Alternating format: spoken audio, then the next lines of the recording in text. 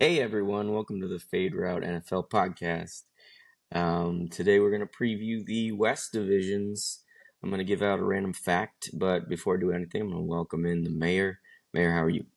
I'm pretty good, Professor. Enjoying a good afternoon off.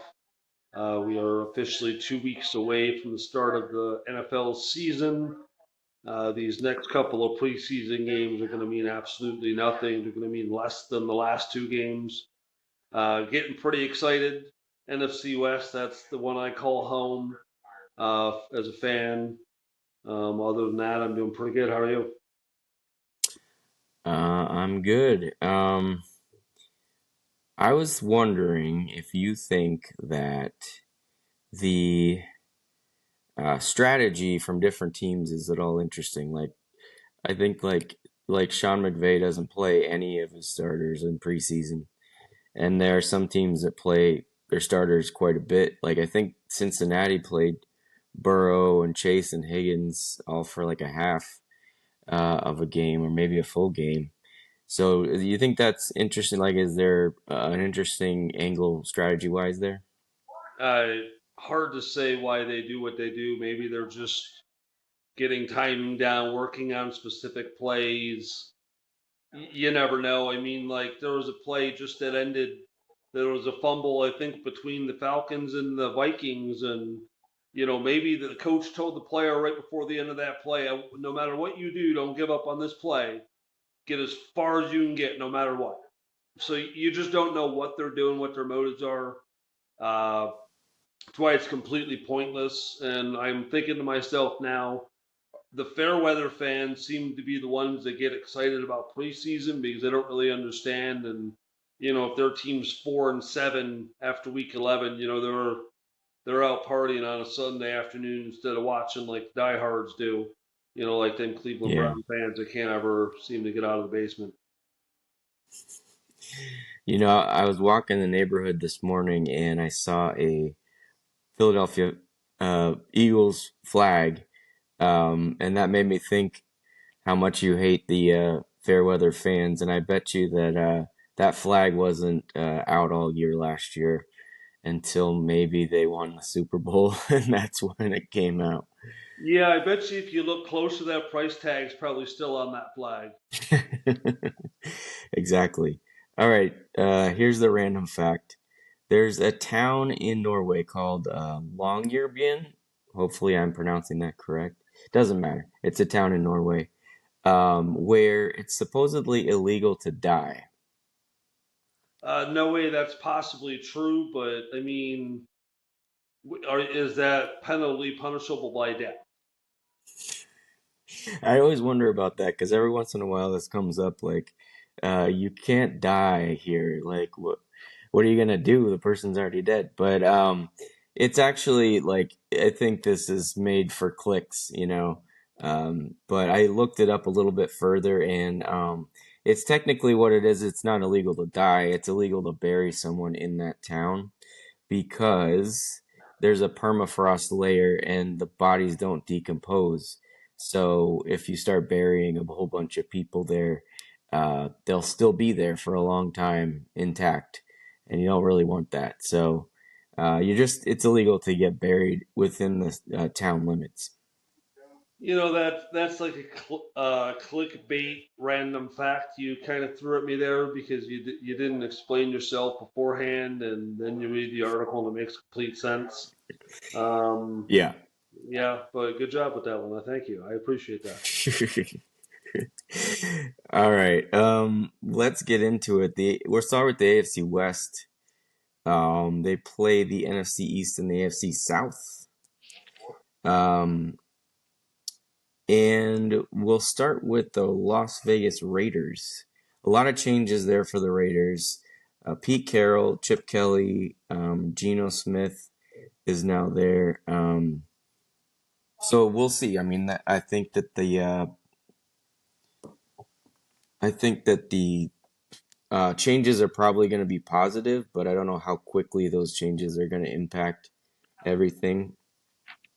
Um, So the outside games besides the NFC East and AFC South, For Las Vegas, their outside games are at New England versus Chicago and versus Cleveland.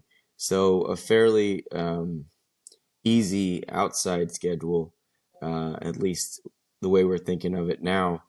Um, I don't see them having a great deal of success right away. I think they're going to go 8-9. Yeah, that's pretty decent turnaround for Pete Carroll's first year. Hard to say how long he's going to be in Las Vegas as a coach. This team has a lot of veterans on it, but none that were necessarily, top three, top four when they were in their prime. But still, I think that veteran offense is going to kind of help with their quarterback situation not being great, but being a capable starter in the NFL. I see him going 7-10, so a little less than you, but I think we're right on page with each other here. Yeah, what do you think Las Vegas says for the Raiders this year?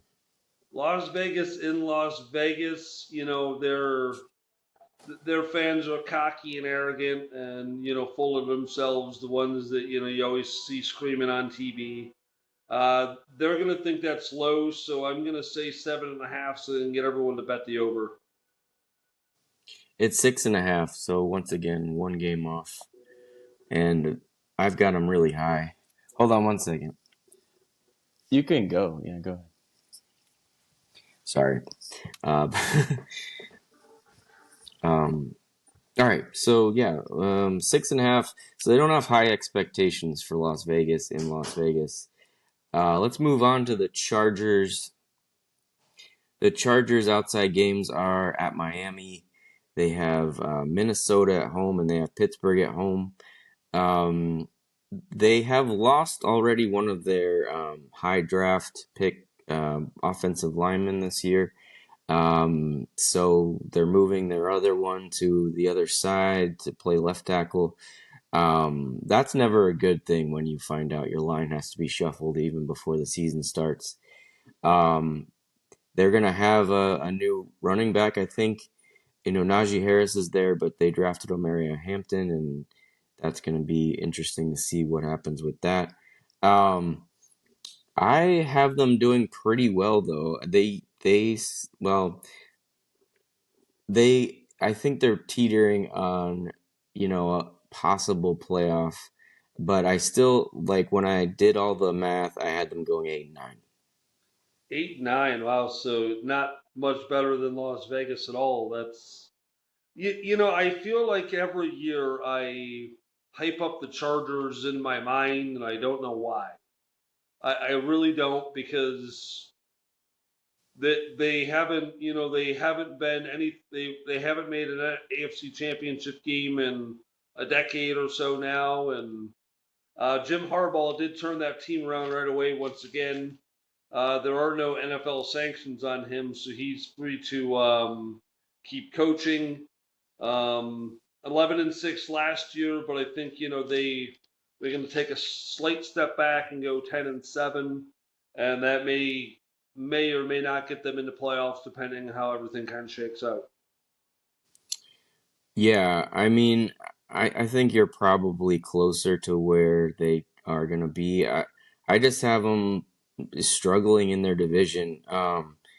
I think the Raiders are going to be a little bit better than they were last year, and we'll get to the other teams in a minute. But so what do you think Vegas has the Chargers doing this year?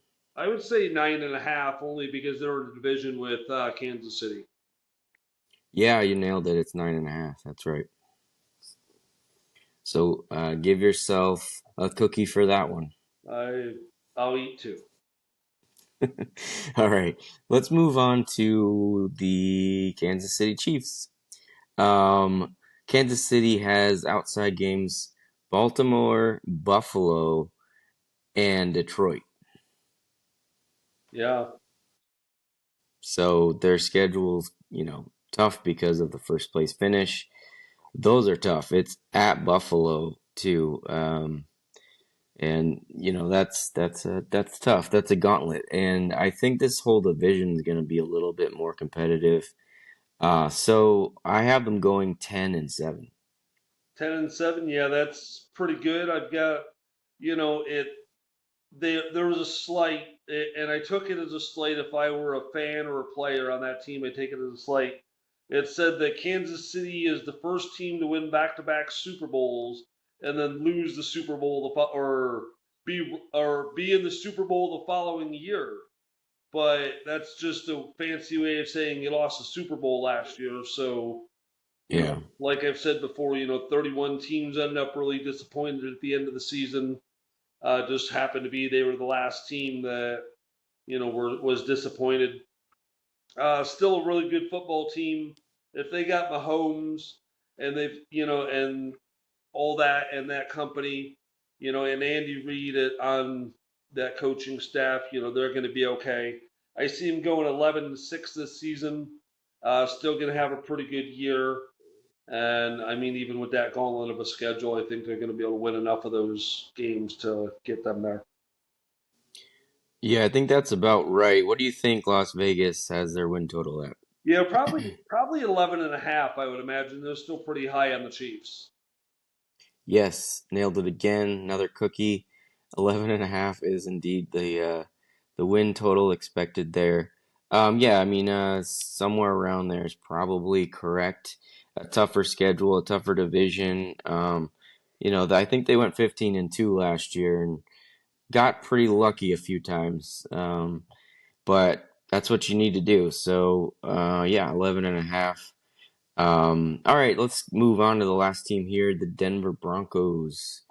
The Broncos' outside games are Tennessee, Cincinnati, and the Jets. They have to play at the Jets, which I don't know if anybody's intimidated at all by playing at the Jets at this point. But I have them having a good season. I just went with what I thought would happen. I think they've got a fairly easy schedule, honestly. Um, I think Tennessee's going to be better, and Houston will probably be good, but um, I see them going 12-5. Wait, what? Did you say I 12 see and the 12-5? yeah, Wow. You have that much faith in Sean Payton? yeah. I think he got his quarterback. He's got everything figured out. Um, there's no reason why they can't reach those heights. Okay. Well, I'm very far apart on this. I've got them going 6-11. I think they're, in that division, the Chargers and the Chiefs are still dominant enough, and they're not going to win a lot of division games, and they're going to lose a lot of games on the road, and it's going to be a tough season for them. But I think they're a season away from being what you think they're going to be. All right. What do you think Las Vegas has them doing this year? Well, seeing you're normally way off and I'm normally close, I'm not really sure at this point. I'm going to go 8.5. 9.5. Okay. I mean that seems about right. I think that this is my wild guess. This is my Tennessee Titans take for this week. Well, I'm way under and you're way over by 3 games, so I think either way, one of us is going to be dead wrong. Right, exactly.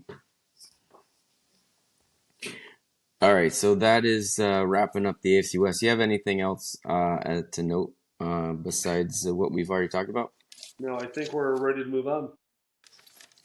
All right, so your Niners are in this NFC West division. The NFC West has NFC South and AFC South. And we're going to start with the Cardinals.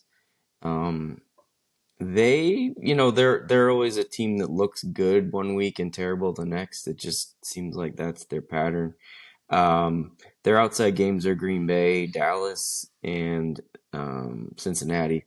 So they have a pretty tough schedule there, I think. But despite that, when I went through it, I saw them going 9-8. Okay, we're pretty close on this one. I do agree with you. I think the Cardinals' biggest problem is quarterback right now. I don't think the guy they have is going to be capable of making a deep run in the playoffs or winning a lot of football games when you need them to step up. I think that's kind of part of their inconsistency. Um, I see them winning 7 games, so going seven, 7-10. So they're going to have a little bit of a mediocre season, but 7-10 is not going to get you a great draft pick either. Yeah, I mean that. Yeah, we'll see if they can somehow stop being mediocre, but I don't have high hopes that they're going to be anywhere near challenging for the division. What do you think Vegas is looking ahead for them in win total? I would say 8.5. Nailed it again. You're doing extremely well this week.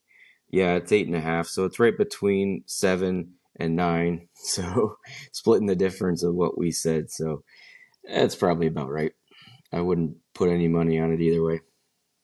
No, absolutely not. All right, let's move on to the Seattle Seahawks. Um, so a little bit of a tough year last year. They always play well at home, but I think they struggled to put teams away last year. I guess that defense is expected to be very good. We'll see if Sam Darnold can keep up his career revival here um, after a great season in Minnesota until the very end.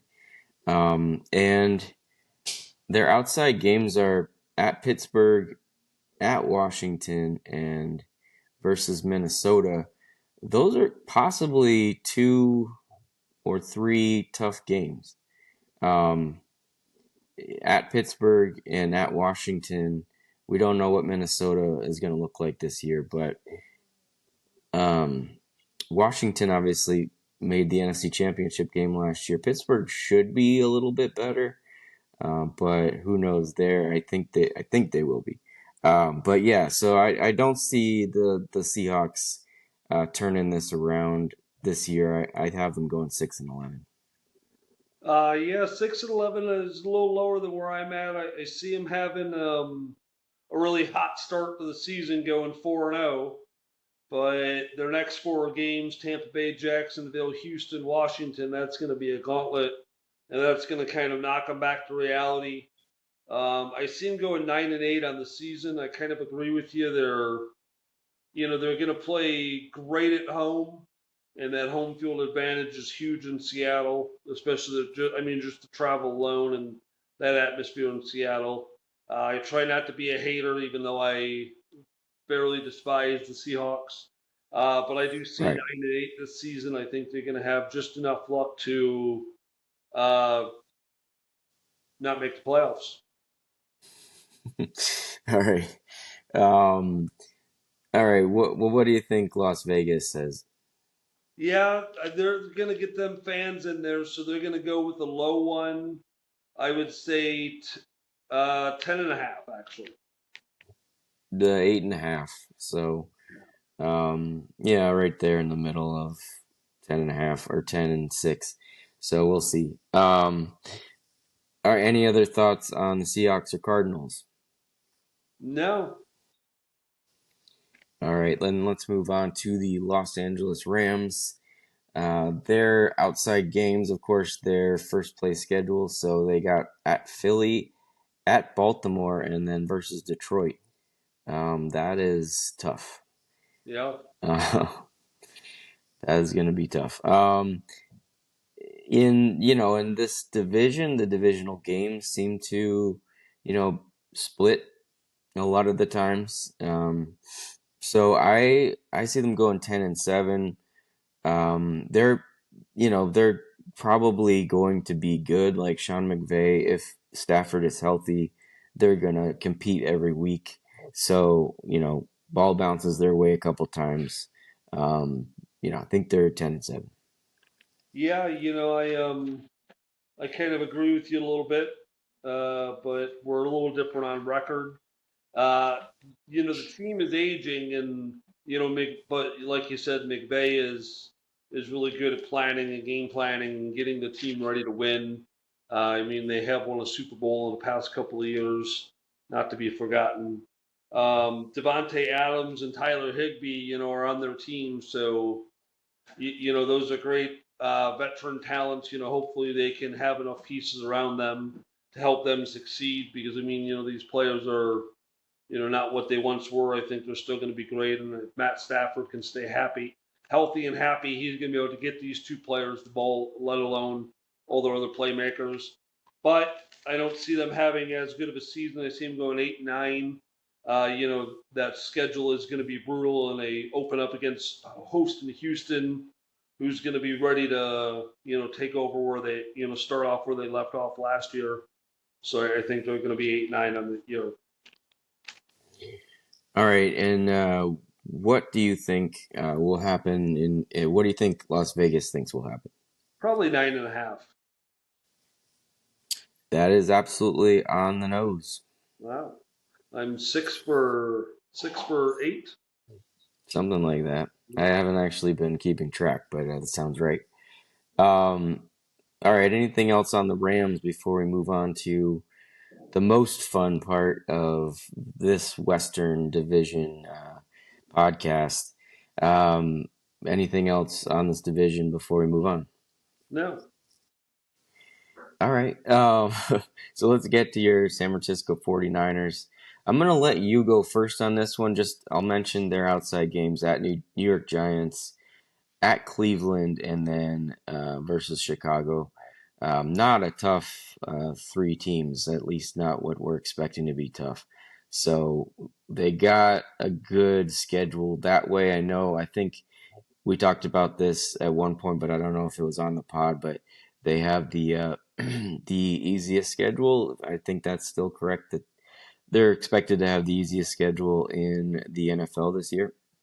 Yeah, that may be accurate. I was going to look that up earlier again just to have it ready because I think Kansas City's schedule. I was looking ahead.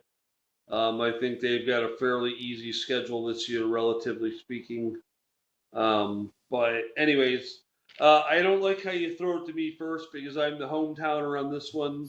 I try not to be, like a jug-headed fan, but that schedule, I mean, just compared to some of the teams at New Orleans, Jacksonville, Atlanta, the Giants, Cleveland, Tennessee, Indy, Chicago, all these teams, you can just look at their rosters and say, well, they're not going to be very good, but San Francisco has already lost another wide receiver for due to injury, going to be out 7 to 8 weeks. Their offensive line is questionable, but I think Brock Purdy is the key to this. Much like my fantasy football team, it's going to be championship game or bust. That's been their success in the playoffs in the past 15 or 17 years, whatever the stat is at this point. So, with that being said, I think Kyle Shanahan and his once again plug and play offense is going to be able to get enough games won, and I see him going 13-4. Very interesting. So it looks like possibly George Kittle and Ricky Pearsall will be the top two targets, and then obviously assuming Christian McCaffrey is good to go. That's not, George Kittle's good and McCaffrey's good when he's healthy. Um, so yeah, I mean, I know that the defense will be good. They'll be coached up well, and that offensive line may be questionable, but I think, like you said, Purdy's the one who can, work around that kind of thing, and you always have that threat of Christian McCaffrey in the backfield. So I actually have the exact same record. I have them going 13-4. Yeah, that sounds about right. So they're gonna, according to my math, they're gonna easily take the division. What do you think Las Vegas thinks of these 49ers? I think they're hot enough on them, but not as hot as we are. I would say 10.5. Absolutely correct. That is correct. 10.5.